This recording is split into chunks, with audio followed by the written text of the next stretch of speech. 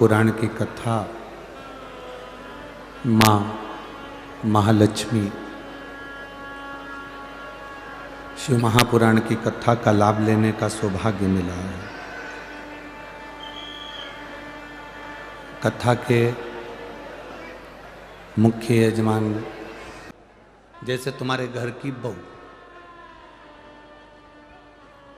तुम्हारे घर की बोलो बोलो जम के बोलो बहू, जब तक शादी नहीं होती तब तक पूरे नगर में डोंडी पीटती हो, इतनी बढ़िया लड़की है, एकदम गुड नेचर है, दिखने में भी सुंदर है, उसके माँ बाप के इतने अच्छे संस्कार हैं कि हम 3-4 बार गए, उसने उठ के हमको नमन करा, प्रणाम करा। उसकी एजुकेशन बहुत अच्छी है, बहुत अच्छी पढ़ाई करी, उसके माँ बाप ने बहुत अच्छा ज्ञान दिया है, सब काम कर लेती है, सिलाई उसको आती, कढ़ाई उसको आती, बुनाई उसको आती, सब। जब तुमने उस लड़की में इतने सारे गुण देखे, उस बेटी में तुमने इतने सारे गुण नजर किए, तब तुमने अपने लड़के के लिए उस लड़की को चुना।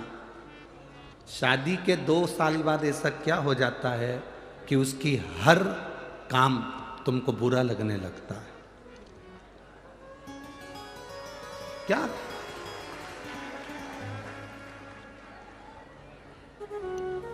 मतलब शास्त्र झूठ नहीं कहता, शास्त्र सत्य कहता है, इसलिए इसको सत्यम शिवम सुंदरम कहते हैं। गुण देखने की दृष्टि भी हमको परमात्मा ने दी है और अवगुण देखने की दृष्टि भी हमको परमात्मा ने दी। शादी के पहले लड़की को सास इतनी अच्छी लगती है, मम्मी बिल्कुल तुम्हारे जैसा नेचर है उनका, मेरी सास का इतना अच्छा नेचर है, इतना प्रेम करती है, मेरे को बार बार फोन लगाती है, हर 2-3 दिन में फोन आ जाता है। अभी तो हमारी शादी नहीं हुई पर इतना प्रेम हमारी सास का है। फिर बहू की दृष्टि में ऐसा क्या हो जाता है कि उसको सास प्रिय नहीं लगती? सास की दृष्टि में ऐसा क्या हो जाता है कि उसको बहू प्रिय नहीं लगती?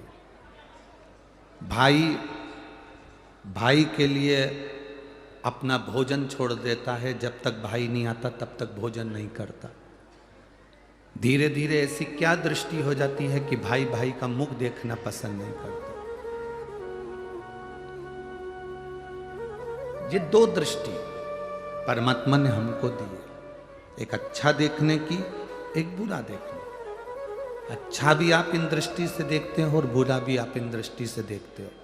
हमारा तो शिव महापुराण में बस इतना सा निवेदन है, अगर आप किसी की बहुत बड़ाई कर रहे हो, बहुत प्रशंसा कर रहे हो, तो उसमें फिर बुराई मत देखो। गुलाब के साथ में थोड़े बहुत कांटे रहते हैं, हम गुलाब चुनने वालों में से हैं, कांटे चुनना नहीं जानते। थोड़ी बहुत बुराई सब में भरी पड़ी है। ऐसा कोई संसार का व्यक्ति बता दो जिसमें बुराई ना हो।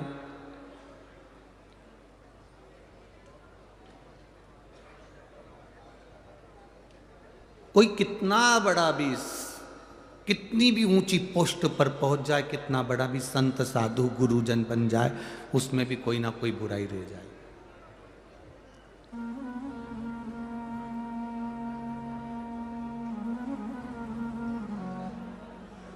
जिसमें बुराई नहीं है वो गौ माता कहलाई है।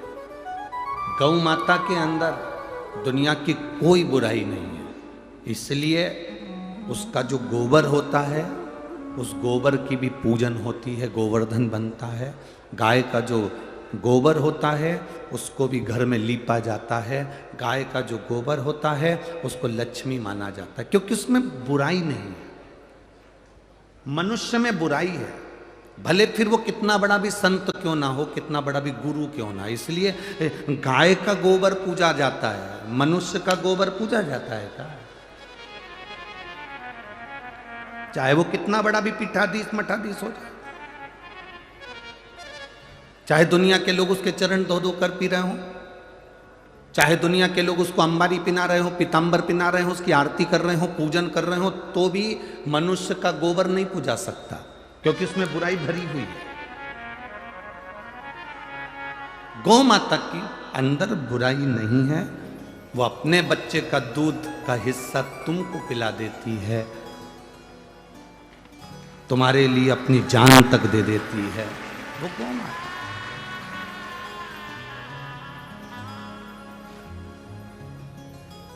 अब जैसे गौ माता में बुराई नहीं है, संसार में अगर भगवान ने हमको जन्म दिया है तो हम क्यों बुराइयां छाटे, हम क्यों एक जरा सा फेसबुक पे किसी ने उल्टा सीधा कमेंट्स कर दिया और कह दिया कि वो व्यक्ति ऐसा है, और तुमने उसमें कमेंट्स डालना चालू कर दिया, हाँ वो तो ऐसा ही है, वो तो वैसा ही है। तुम्हें क्या करना उससे?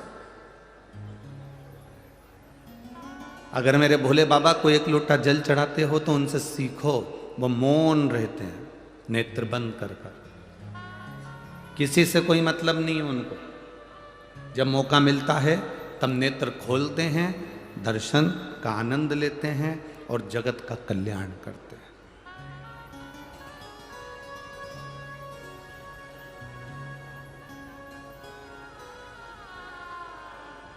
खाओ उतना जितना पचा सकते हो, कमाओ उतना जितना भोग कर सकते हो।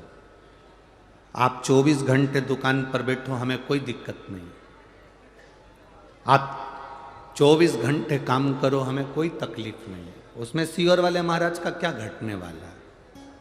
रहे हो सुबह 8 बजे से लेकर रात को 11 बजे तक दुकान पर बैठे हो, व्यापार कर रहे हो, कमा रहे हो, तो आपसे निवेदन है कि तुम्हारे सामने से कोई मूंगफली वाला निकले, कोई अच्छा फल वाला निकले, कोई अच्छी दुकान वाला निकले, तो निवेदन है कमा कमा कर केवल गुल्लक में मत रखना, थोड़ा अपने ऊपर खर्च भी करना।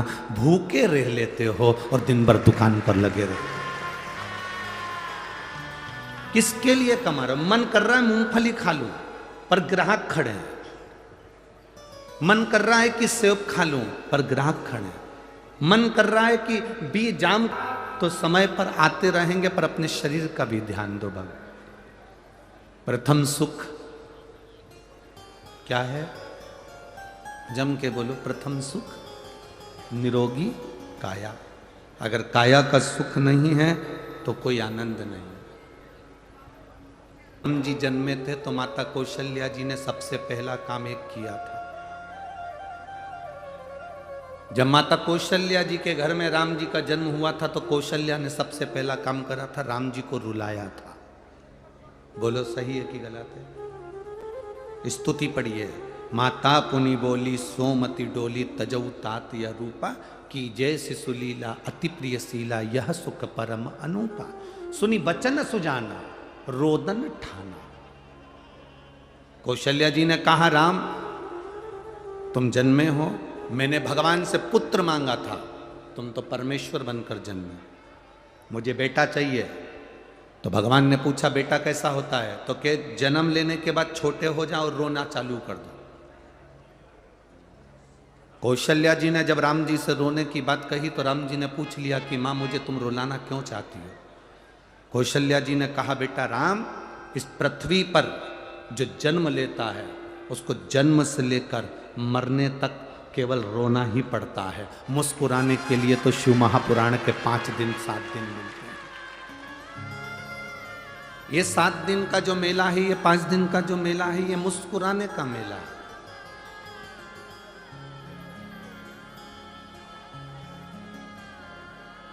बहुत भीड़ हो रही है धुलिया में, हम नहीं जा सकते, हमारे बस की बात नहीं है इतनी दूर जाना, इतने ट्रैफिक में फंसना।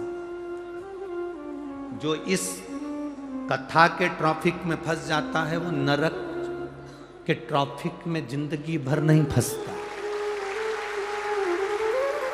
हम नहीं जा सकते, हमारे बस की बात नहीं है भैया, बहुत दूर है।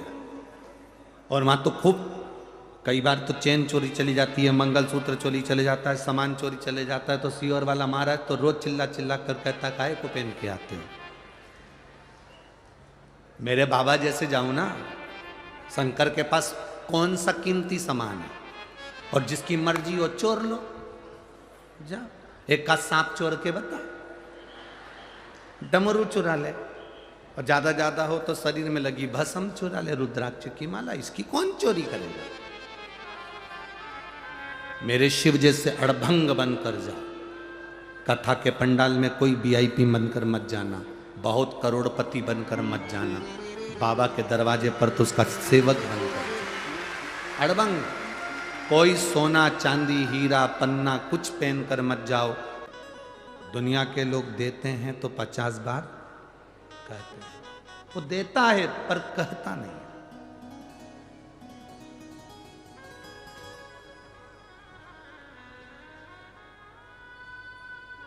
शिव कथा कह रही है, 4 संत साधु जंगल में रहते,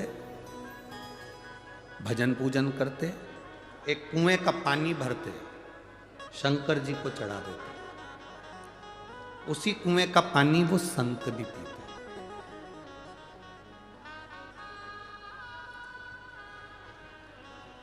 उसी कुएं का पानी संत पीते।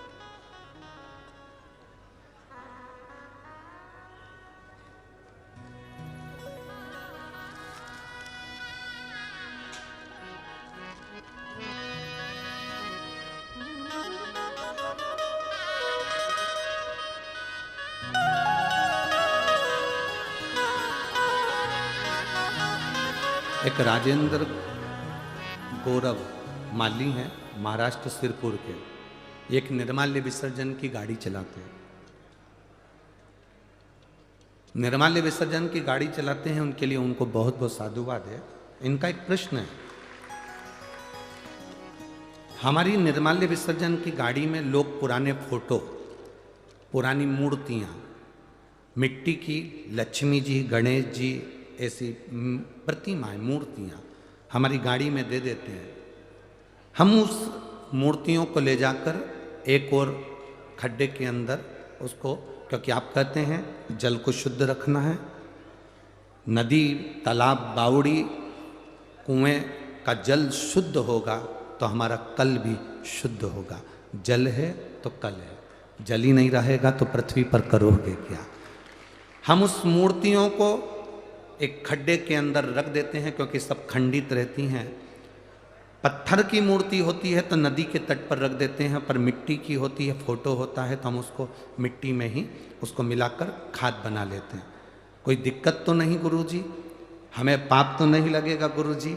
हम कहते हैं तुम जो पुण्य कमा रहे हो उसके आगे कोई पुण्य नहीं।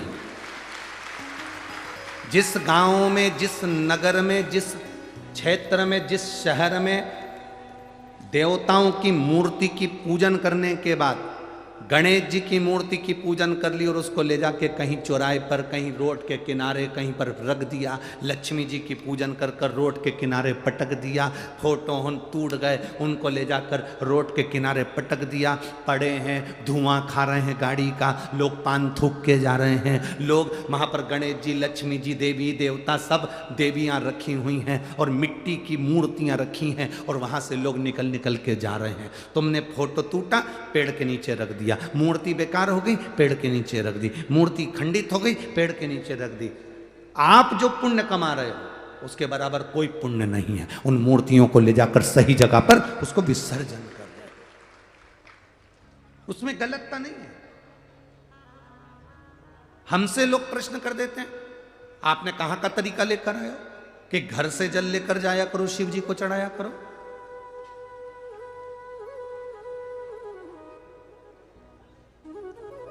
एक अब हम क्या बोलें आपको, क्या कहें। एक व्यक्ति ने तो एक पत्र लिखा था, उस पत्र में हम नहीं कहेंगे कि वो वहाँ के महाराज बोले, कहने लगे लोग जल चढ़ाने आते हैं, उनका तांबे का लोटा मंजा नहीं रहता, काला काला होता रहता है, और वो अपने घर से पानी भर कर लाती हैं, हमारे यहाँ मंदिर में चढ़ा कर जाती हैं और तुम कुछ बोलते नहीं हो।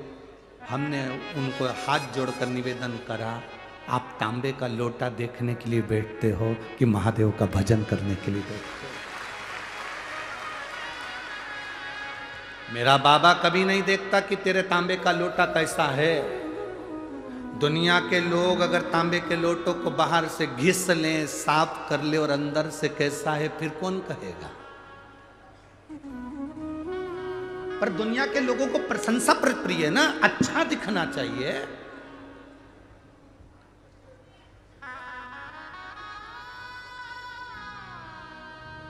अच्छा दिखे उनको।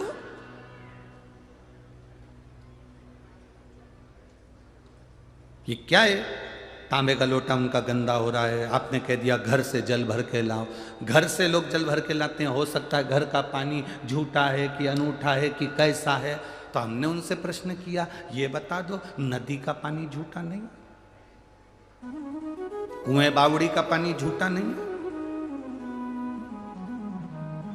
बावड़ी का पानी हो चाहे सरोवर का पानी हो, उसे कोई ना कोई झूठा जरूर करता है। तेरी पूजा में फूल ले आई, इसे भंवरा भी झूठा।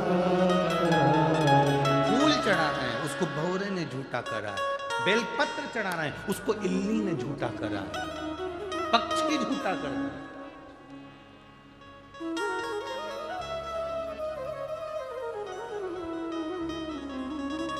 तो किसी ने पूछा जल झूठा है, भगवान स्वीकार करते हैं? हाँ। दूध झूठा है? हाँ, भगवान स्वीकार करते हैं। हाँ। फूल झूठा है, भगवान स्वीकार करते हैं। हाँ। जब इतने बड़े मनुष्य जैसे झूठेले को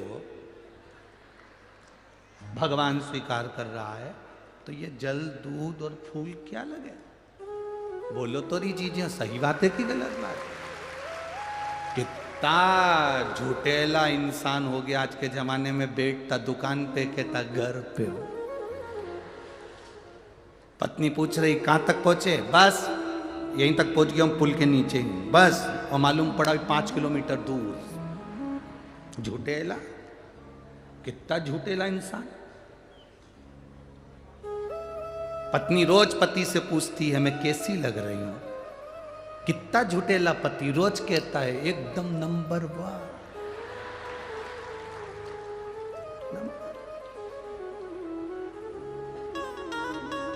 वो तो जब मर के ऊपर गया तब उसको नरक में भेजा। तो उसने भगवान से कहा मैंने रोज शंकर जी को 1 लोटा जल चढ़ाया था, मैंने रोज भजन करा था, भूखे को भोजन कराया, प्यासे को पानी पिलाया, फिर मुझे नरक क्यों भेजा जा रहा है? तो चित्रगुप्त महाराज ने कह दिया तूने रोज प्रतिदिन झूठ बोला। मैंने कभी जिंदगी में झूठ नहीं बोला। कहाँ का झूठ बोला? तेरी पत्नी तैयार होकर तेरे सामने आती थी और तुझसे पूछती थी मैं कैसी लग रही। बोल क्या बोलता था? अच्छी लग रही है, ऐसा बोलता था। दिल से बता तुझे अच्छी लगती थी?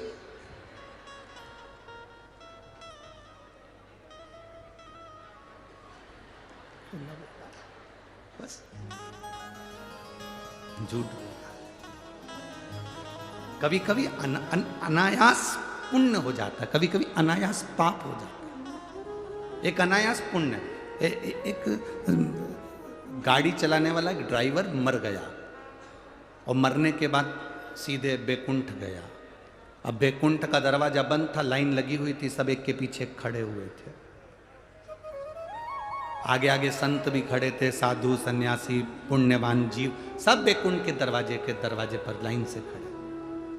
ये गाड़ी का ड्राइवर भी वहां जाकर, बस का ड्राइवर भी खड़ा हो गया। जीन्स फटी, चश्मा, चाबी का कीरिंग हिला रहा था, मुंह में पान भरा हुआ था। इतने में संतों ने देखा उस गाड़ी के ड्राइवर को, तो मन में विचार करा बताओ कैसे कैसे लोग बैकुंठ आ जाते हैं।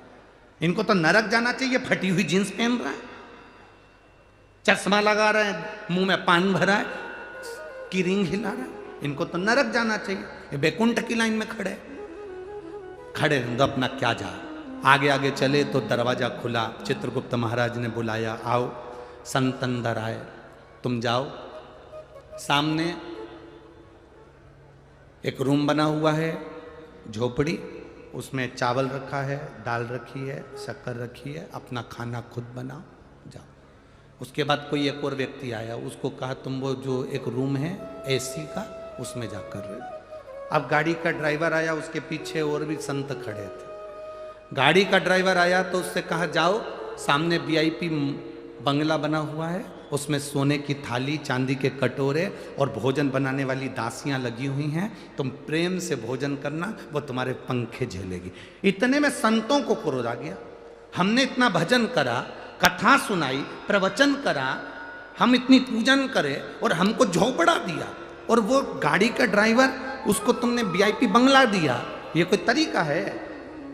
चित्रगुप्त महाराज बोले फालतू की बात मत करो, ये यमलोक है, यहाँ सही नियम होता है। क्या खाक सही नियम होता है? जरूर तुम लोगों ने रिश्वत ली होगी इस बस वाले से, इसलिए उसको अच्छा तुम लोगों ने बंगला दिया, और हम संतों को, साधुओं को, गुरुजन को, कथा बाचने वाले को टूटा हुआ झोपड़ा दिया। इतने में यमराज आ गए। यमराज ने पूछा क्यों चिल्ला चोट कर रहे हो महाराज? महाराज बोले यहाँ रिश्वत चलती है। बस के ड्राइवर को अच्छा बंगला दिया और हमको टूटा हुआ झोपड़ा दिया, हमको टूटा हुआ झोपड़ा। यहां जरूर रिश्वत चलती होगी। इतने में तुरंत यमराज ने कहा महाराज जी यहाँ रिश्वत मिश्वत नहीं चलती, यहाँ कर्म का खेल देखा जाता है। क्या कर्म का खेल जाता है देखा जाता है? हम कथा करते हैं, प्रवचन देते हैं। तो इतने में यमराज ने कहा महाराज जी बात इतनी सी है, आप कथा करते हैं, आप प्रवचन करते हैं, जितने लोग कथा सुनने आते हैं वो दीवार से टिक टिक कर सोते हैं, और ये बस का ड्राइवर जब बस चलाता है इतनी तेज चलाता है, अंदर बैठे हुए सब हनुमान चालीसा पढ़ते हैं। अब जितने लोग हनुमान चालीसा पढ़ते हैं उन सब का पुण्य इसी को मिलता है, क्योंकि ये बस तेज चलाता है और उनको भय लगता है। भय के कारण मुख से राम नाम, कृष्ण नाम, शिव नाम निकलता है। पुण्य तो जाएगा ना खाते में।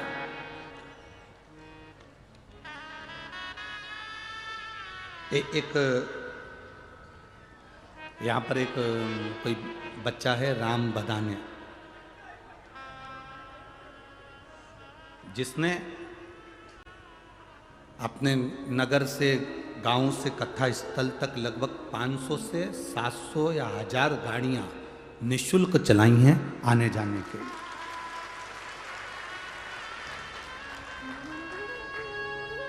निःशुल्क आने जाने के लिए गाड़ियां चलाई। अब इतने लोग उसकी गाड़ी में बैठकर गए, आए, भजन करा, कीर्तन करा, जितने बैठे थे भगवान का नाम ले रहे थे, कथा सुनने के लिए आए, उसका थोड़ा बहुत पुण्य तो उसके खाते में जाएगा ना। अरे बोलो तो जम के जाएगा ना। ये पुण्य देखा जाता है कि किसके खाते में जा रहा है। बीमा वाला को देखा है, बीमा करता है जो, अरे बोलो तो जम के, वो तुम्हारा प्राण खाता है। बीमा करवा लो, बीमा करवा लो, अच्छी पॉलिसी आई है, करवा लो। अब जरा सोचो कि बीमे वाले का क्या फायदा? केवल दुनिया में एक ही है बीमे वाला, जो तुम्हारी पत्नी के साथ तुम सोफे पे बैठे हो और तुम्हारे मरने की बात करता है।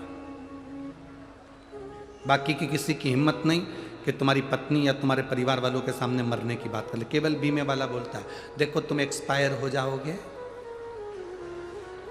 तो तुमको पॉलिसी का इतना पैसा मिलेगा। और पत्नी भी इतनी चतुर, पल्लू ले लेके सुनती है, कोई इससे अच्छा पॉलिसी बताओ, इससे अच्छी। अब उसने देख लिया, भाभी जी को ज्ञान आया, तो उसने कहा भाभी जी एक पॉलिसी और है, उसका रिफंड बहुत जोरदार। मान लो एक्सीडेंट में मरते हैं तो इतना मिलेगा। भाभी जी बोली फिर यही ठीक है, फिर ठीक, एक ही है।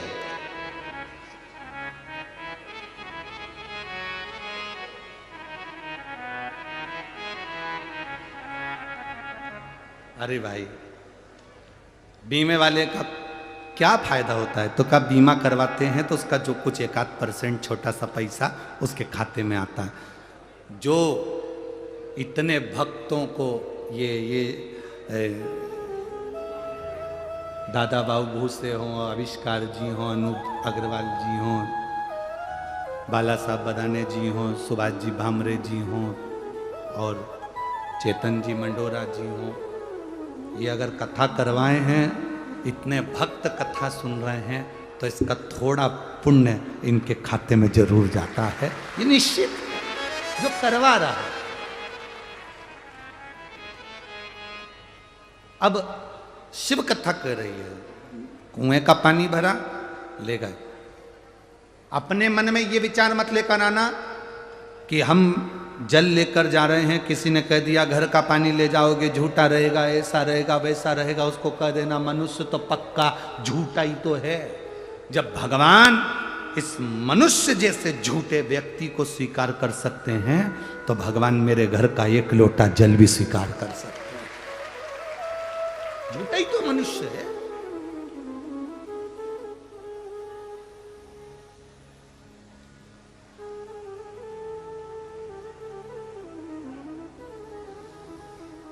अब इतने झूठे मनुष्य को जब परमात्मा ने स्वीकार कर लिया तो हम कहां लगे?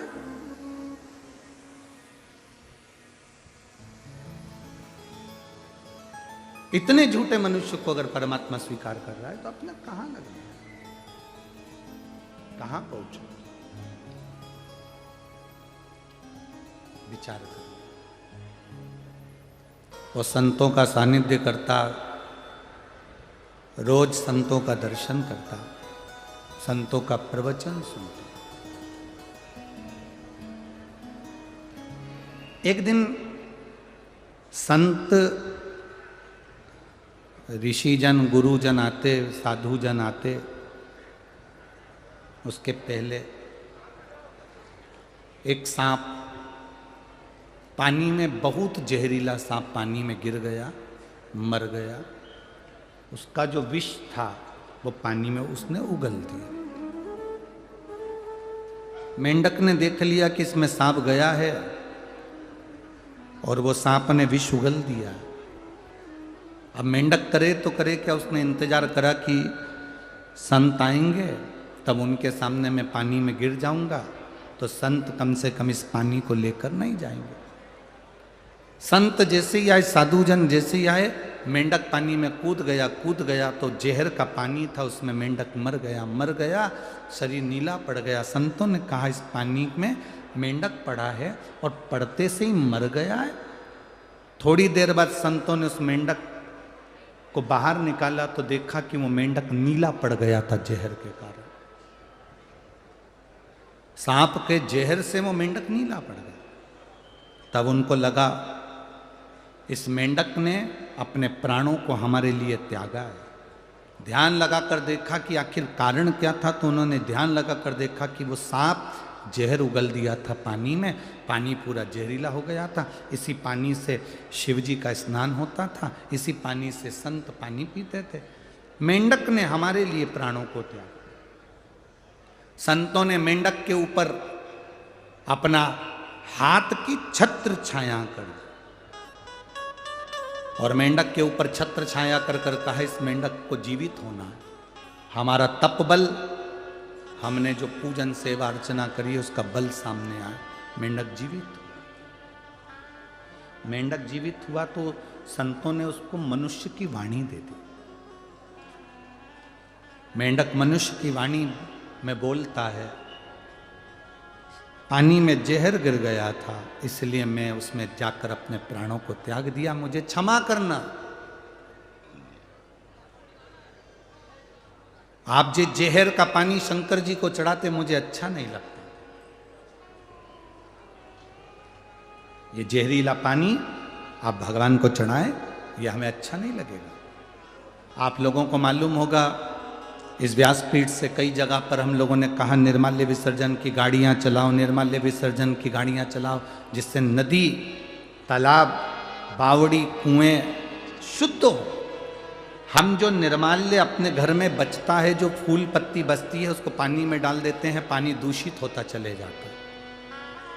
पानी दूषित होता चले जाता है तो वो पानी हम भगवान को कैसे चढ़ाएं, क्योंकि वो जहरीला बनते चले जाता है, उसका आचमन कैसे कर सकते।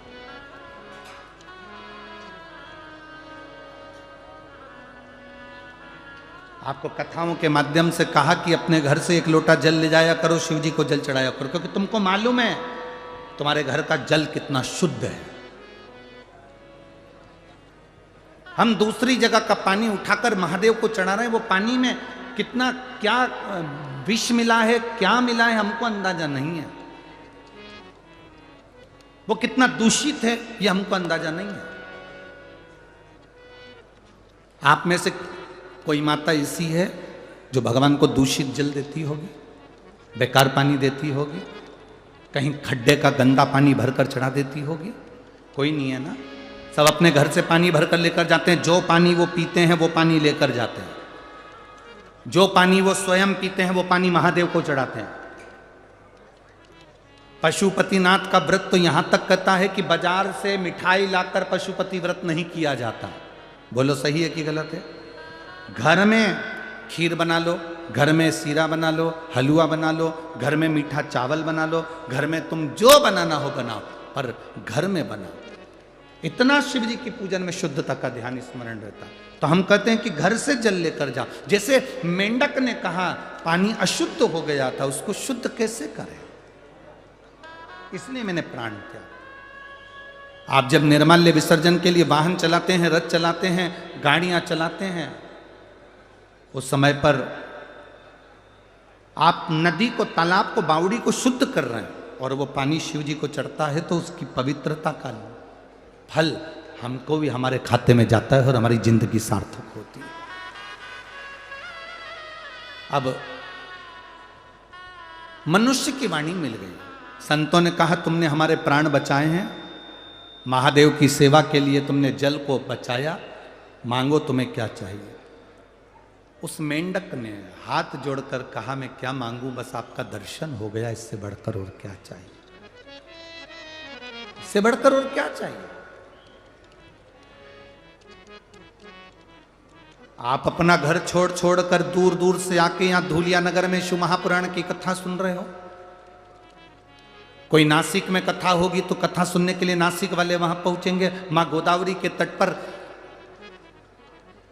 कुंभ का जहां मेला भराता है पंचवटी में, जिस नासिक में साधु संत सन्यासी तपस्वी साधक उपासक 33 कोटि देवी देवता, जिस नासिक में, जिस पंचवटी में स्वयं राम गोदावरी का स्नान करने के लिए तरसते हैं, ऐसी पंचवटी में हमें शिव पुराण की कथा गंगा रूपी मिल जाए, इससे बढ़कर और क्या चाहिए।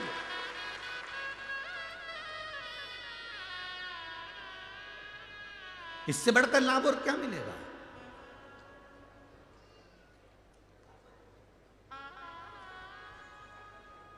महाराज शिव महापुराण की कथा कह रहे, भगवान शंकर की कथा वर्णन कर रहे, शिव कथा कर रहे।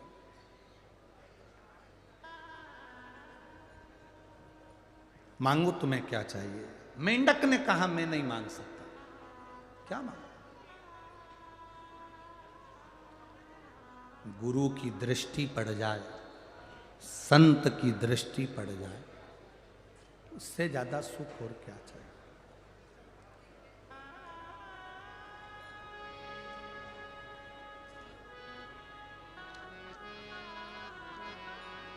अब संतों ने कहा मांगना तो पड़ेगा, क्योंकि किसी गुरु का जब दर्शन होता है तुम नी भी मांगते तो परमात्मा खुद दे देता है। असली गुरु का यदि दर्शन हुआ है, असली गुरु का यदि दर्शन करा है, तुम नी भी मांगोगे तो भी वो दे देगा। आप ना मांगे तो भी वो देता।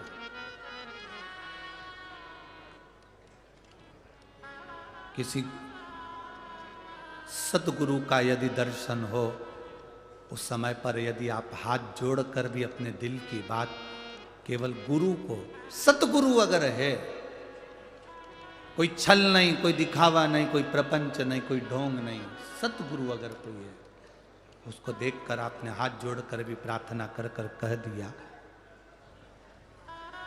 निवेदन कर लिया, खाली ना जाता कोई दर से तुम्हारे, खाली न जाता कोई दर से तुम्हारे, मैं भी खड़ा हूँ नदी बाहर बसाए, अपने लगा लो, लगा लो, गिरा जा रहा हूँ, उठा दो। असली गुरु का यदि दर्शन हो जाए और आपने हाथ जोड़ बाबा से प्रार्थना भी कर ली तो बाबा दे दे। मेंढक के मन की बात संतों ने पूछी। मेंढक आखिरी में बोला, मुझे पार्वती जैसा सुंदर बना दो और मेरा विवाह उस व्यक्ति से हो जो शंकर की आराधना में लीन रहता हो। मुझे पार्वती जैसा सुंदर बना दो और मेरा विवाह उससे हो जो शिव की भक्ति करता हो। क्योंकि मैं जिस कुएं में रहता था, उस कुएं से जो पानी जाता था, मैं हमेशा आपके मुख से ओम नमः शिवाय, नमः शिवाय, श्री शिवाय नमस्तुभ्यम सुनता था। उस मंत्र को सुनता था तो मेरे मन में आता था, एक बार मैं भी उस शंकर की उपासना करने वाले की शरणागति में रहूं। संतों ने आशीर्वाद दे दिया, हम तुम्हें वर देते हैं कि तुम सुंदर होगे, स्त्री के रूप में होगे और तुम्हारा विवाह एक ऐसे राजा से होगा जो शिव की आराधना में लगा रहता है। उस मेंढक ने एक छोटी सी कन्या का रूप ले लिया, जिसको मायासुर ने देख लिया। मायासुर की संतान नहीं थी तो वो उस कन्या को ले आया। कन्या का ध्यान लगाकर एक दिन मायासुर बैठा था कि ये कन्या किसकी है, तो उसके ध्यान में आया कि ये तो पूर्व जन्म में मंदोक थी।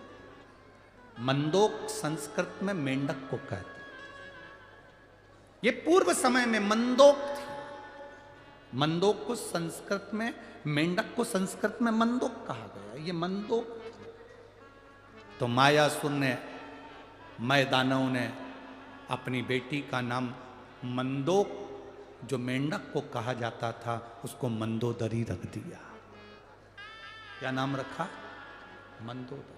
वो मंदोदरी का विवाह शंकर भगवान की आराधना करने वाले लंकाधिपति रावण से हो गया, जो शिव की आराधना में डूबा, जो शिव की भक्ति में डूबा हुआ। भगवान शंकर की आराधना में जो हर पल, हर घड़ी, हर क्षण निश्चित रूप से डूबा रहता है, वो शिव की आराधना करने वाले से इसका विवाह।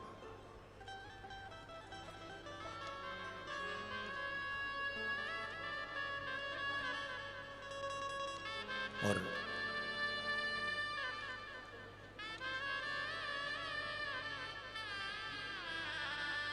वो रावण की भक्ति थी।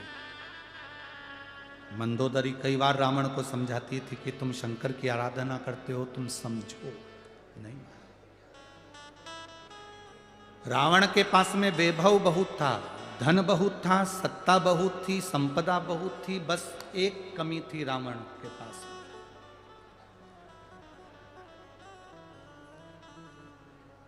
रावण के पास में एक चीज की कमी थी। क्या कमी थी रावण के पास में?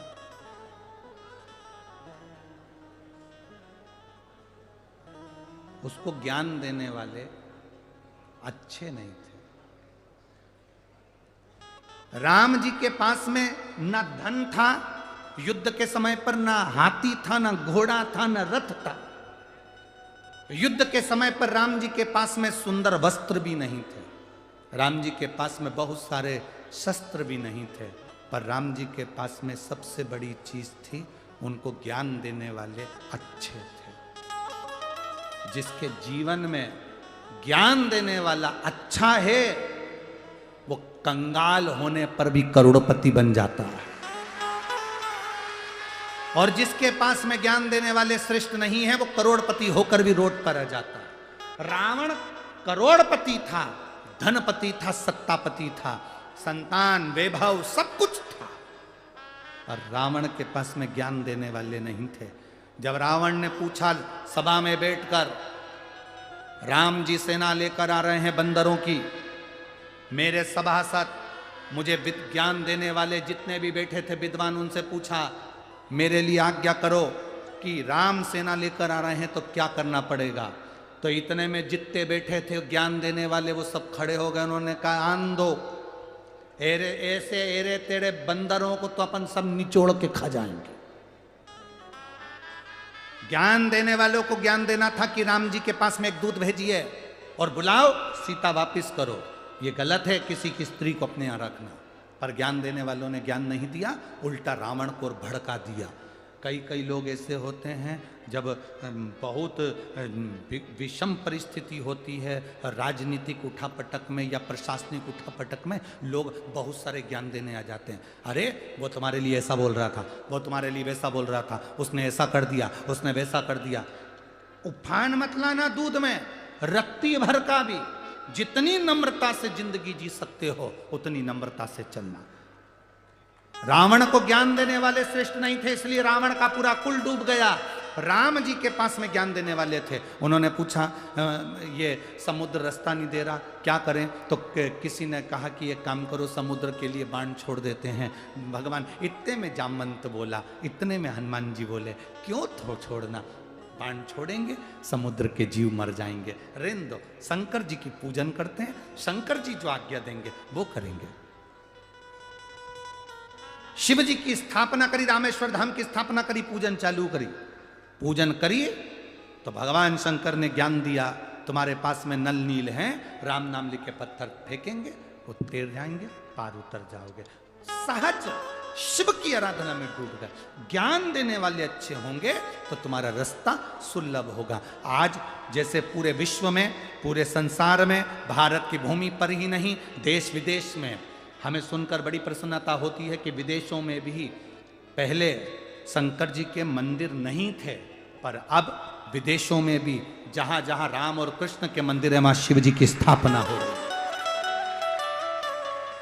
जब कोई श्रेष्ठ ज्ञान देने वाला मिल जाए और तुम समझ गए कि शंकर जी को जल चढ़ाने का लाभ क्या है, शंकर जी को प्रसन्न करने का लाभ क्या है, शंकर जी को भजन करने का लाभ क्या है, शिव जी को एक बेलपत्र चढ़ाने का फल क्या है, शंकर जी को एक शमी पत्र चढ़ाने का फल क्या है, शंकर जी को एक शहद की बिंदी रखने का फल क्या है, लक्ष्मी जी को एक शहद का एक बिंदी का भोग लगाने का फल क्या है। जिस दिन तुम समझ गए कि बेलपत्र के वृक्ष के छाया में अगर भगवान का नाम लिया जाए तो उसका फल क्या है, बेलपत्र के नीचे दिया लगाया जाए तो उसका फल क्या है, बेलपत्र की मिट्टी से स्नान किया जाए तो उसका फल क्या है, जिस दिन तुम समझ गए उस दिन तुम भटकना छोड़ दोगे, तुम फिर कहीं नहीं जाओगे। बोल बम का नारा है, बाबा एक।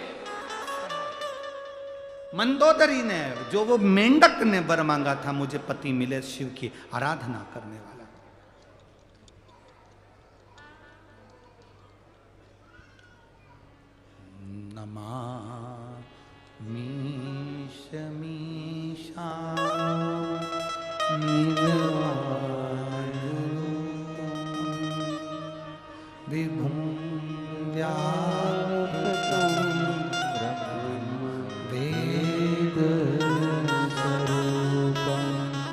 चित्त दम गया। अब मंदोदरी का स्मरण शिव में।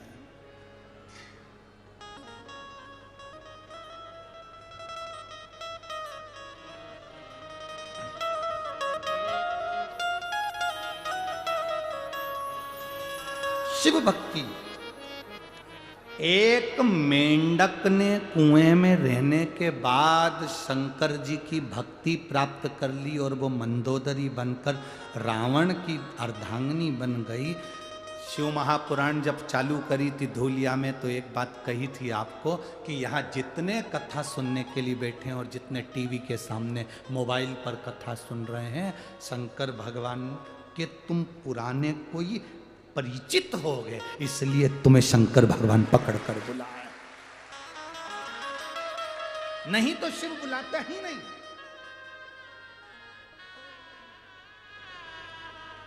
अच्छा बोलो, तुम्हारे पड़ोसी की यहाँ शादी है, तुम्हारी रिश्तेदारी अच्छी हो पड़ोसी से, तो वो तुम्हें पत्रिका देगा कि नहीं देगा?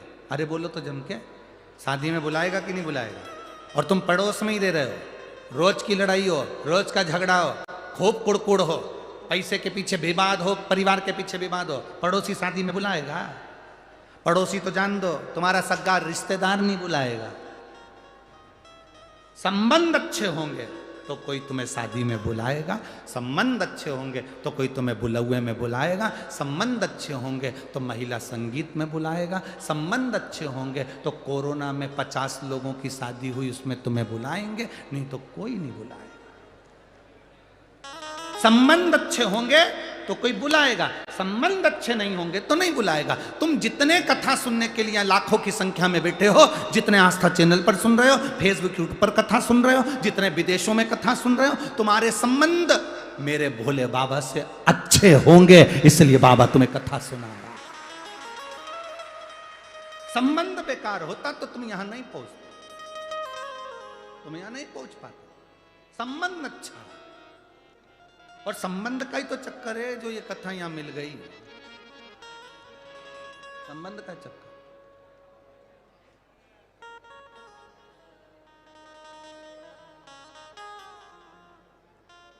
और मेरी प्रीत ना टूटेगी भोले बाबा से, मेरी प्रीत ना टूटेगी भोले बाबा से। ये आपकी तरफ से होना चाहिए कि मेरी प्रीत मेरे शंभू से नहीं टूटेगी। कोई रोक के बताए, कोई रोक के बताए, कोई रोक के बताए, कोई रोक के बताए। तुम्हारे गांव के लोग, तुम्हारे नगर के लोग, तुम्हारी कॉलोनी के लोग, तुम्हारी सोसाइटी के लोग, तुम्हारे मोहल्ले के, तुम्हारे गांव के, तुम्हारे शहर के लोग तुम्हारे मंदिर जाने से अगर कोई रोक के बता दे तो उस जगह पर तुम्हें खड़ी होकर कहना, कोई रोक के बताए, कोई रोक के बताए, अभी पाला नहीं पड़ा सीहोर वाले से, अभी पाला नहीं पड़ा भोले बाबा से। अभी संबंध हमारे पाले नहीं पड़े शंकर जी से, जब जब पाला पड़ जाएगा शिव से तब मालूम पड़ेगा कि शिव भक्ति का फल क्या। एक पत्र आया है, तो उदारता इसी को कहते हैं। आपका विश्वास जितना दृढ़ है शिव उसको साधता है, शंकर उसको साधता। जितना दृढ़ विश्वास होगा शिव उतना साधता। शिव महापुराण की कथा कहती है, जब शंकर के नाम का स्मरण कर कर एक मेंढक अच्छी संगत पाकर भगवान शंकर के ही भक्त रावण की धर्म पत्नी बनने को तैयार।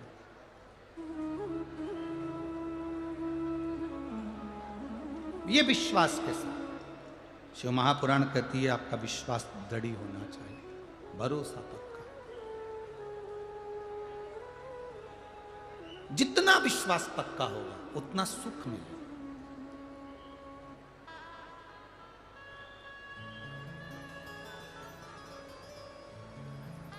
एक नासिक में कथा होने के बाद एक कथा 28 नवंबर से 2 दिसंबर तक ददरुआ धाम जिला भिंड में होगी। वहाँ के जो हनुमान जी हैं उनको डॉक्टर हनुमान कहा जाता है। कौन से हनुमान कहते हैं? डॉक्टर हनुमान।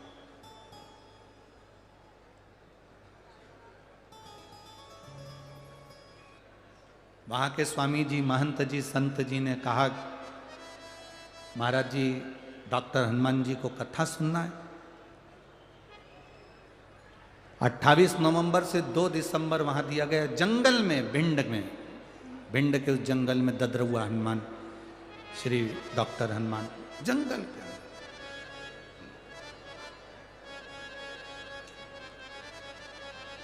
हमने जब महात्मा जी बोले, संत जी बोले कि डॉक्टर हनुमान जी को कथा सुन, हमने कहा डॉक्टर हनुमान जी को कथा नहीं सुनना,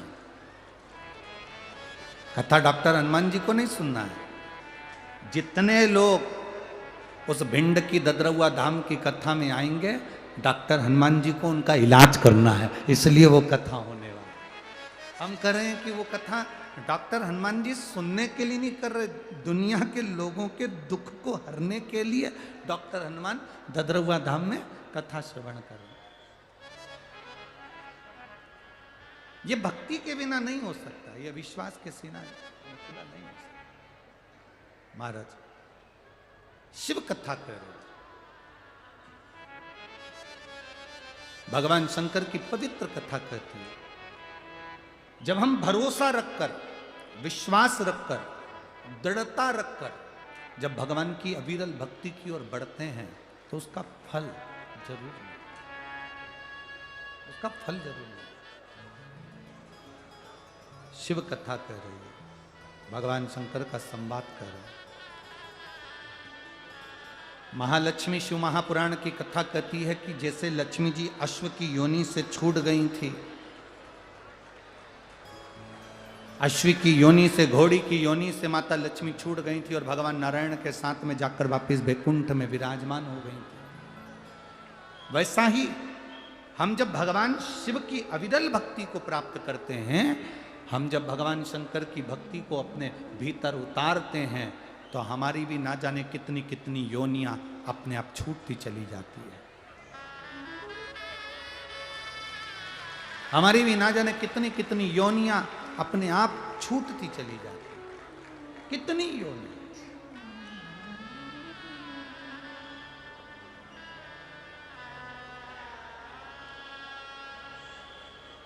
शिव महापुराण की कथा तो यहां तक कहती है, तुमरुका जी जब चंचुला देवी को शिव महापुराण की कथा सुना रहे थे तो चंचुला देवी ने यह प्रश्न खड़ा करा था तुमरुका जी के सामने। तुमरुका जी के सामने यह प्रश्न खड़ा कर दिया था चंचुला देवी ने। तुमरुका जी से कहा था, तुमरुका जी मेरा पति तो प्रेत योनि में चले गया, मेरा पति बिंदुक तो प्रेत योनि में पड़ा हुआ है, आप जो कथा कर रहे हैं क्या मेरे पति को वो कथा का फल मिलेगा? शिव महापुराण की कथा कहती है, तुमरुका जी ने चंचुला देवी से कहा, सुनो चंचुला देवी, जितने भी भक्त शंकर की कथा को श्रवण करते हैं, केवल एक व्यक्ति को ही नहीं, जितने भक्त शिव महापुराण की कथा को सुनते हैं, चाहे वो टीवी पर सुने, 12 ज्योतिर्लिंग का स्मरण किया।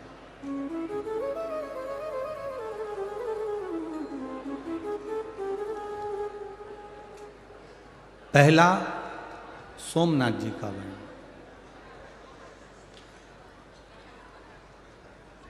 चंद्र को काया का रोग हुआ, शिव जी ने उसका रोग ठीक करा, उनके रोग को शिव ठीक करा। शंकर भगवान को महामृत्युंजय कहा। जब अपन ददरुआ धाम भिंड की कथा सुनेंगे तो उसमें अपन महामृत्युंजय मंत्र के प्रयोग को भी समझेंगे कि जब अगर शरीर में कैंसर जैसा रोग हो जाता है, लीवर किडनी अगर खराब हो जाती है, तो शिव की अविरल भक्ति कैसे प्राप्त करें।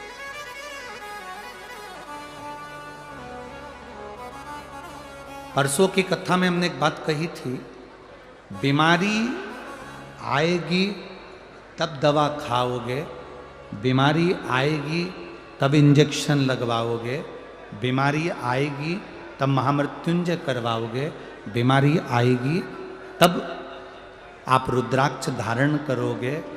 तो हमारा तो एक निवेदन आप सबसे, चाहे महिला हो चाहे पुरुष हो, बेटियां हो चाहे बेटे हो, कोई शर्म मत करो। कॉलेज के लड़के तुम पर हंसे, हंसने दो, कॉलेज की लड़कियां तुम पे हंसे, हंसने दो, पर अपने गले में एक रुद्राक्ष पहन कर रखो। वो क्या फल देगा ये तुम्हारी जिंदगी में मालूम पड़ेगा। वो क्या फल प्रदान करेगा ये आपके जीवन में वो आपको मालूम पड़ेगा। पहन कर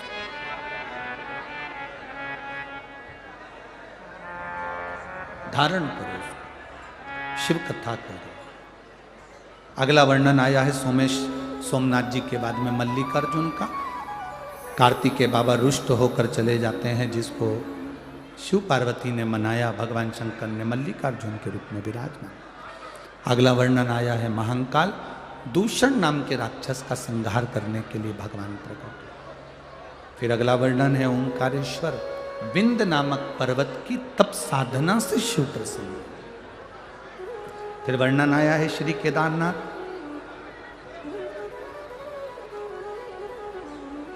नर नारायण के तप के फल से श्री केदारेश्वर प्रकट हुए। अगला वर्णन आया है भीमा शंकर, कुंभकर्ण की पत्नी करकटी से पुत्र हुआ था भीम, जिसका संहार शिव जी ने करा था, तो भीमा शंकर का।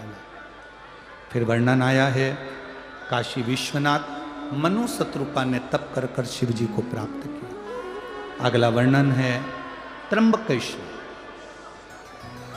पूरी भारत की भूमि पर 12 ज्योतिर्लिंग में से एक ज्योतिर्लिंग ऐसा है जो ब्रह्मा, विष्णु और महेश तीनों का प्रतिबिंब दर्शा देता है। वो त्र्यंबकेश्वर है, वो त्र्यंबक है, वो त्रिपुंडधारी, त्रिनेत्रधारी, त्रिशूलधारी, तीनों लोकों का अधिकारी, संपूर्ण विश्व का कल्याण करने वाला त्र्यंबक में बैठा।